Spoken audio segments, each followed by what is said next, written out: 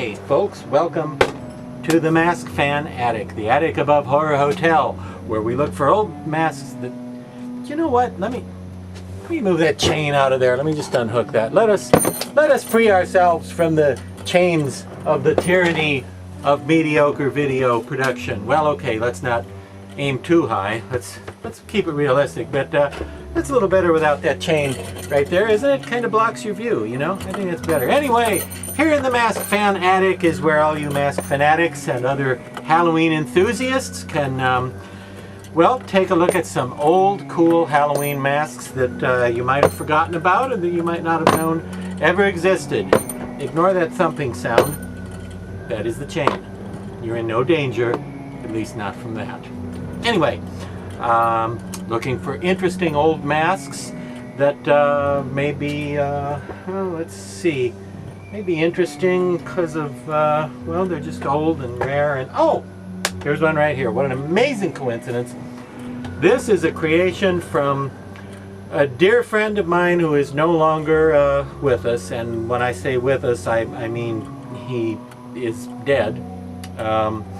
Jack Nisi created this monstrosity, and I always thought this was a cool one. Really, Jack did a lot of wonderful, wonderful work, and we all miss him, and his death was a great loss to the masked community. It really was. And this is one of his creations from the year 1978, and I'm not sure if Jack ever even named it. I think it was just like Demon, because it looks like a demon. I really have no idea how many of these he made.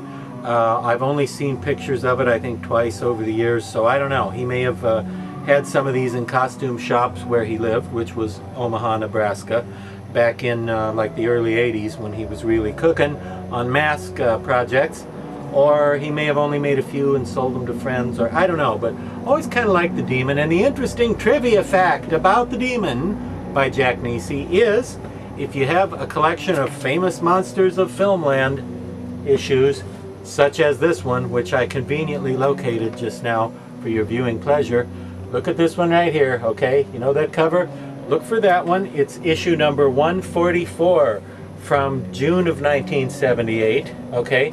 And by checking this issue, if you look on page 51, all will be revealed in terms of how Jack came to sculpt this particular design of a creature. This, I thought at the time this was an original design, but actually Jack was doing his version of a sculpture, a creature sculpted by Mario Chiodo, who later became very famous as a sculptor and makeup artist and monster maker. But if you look on page 51 there, you can see Mario hard at work on this same character as Jack's demon sculpture. So Jack clearly saw that and decided to sculpt his own version of it just because he liked the way it looked in that picture. And anyway, that's the origin of this creature. I don't believe it was ever used in any of the movies that Mario worked on. It was just a project of his, a personal project, a mask in his early mask making years, such as 1978. And well, before I get hurt on any of the many sharp objects up here, I'm going to say goodnight for this week's. Come back and see me again in the Mask Fan Attic again next time, and we'll have something else cool and interesting and spooky. Really, we will, I promise. Say goodnight, Demon.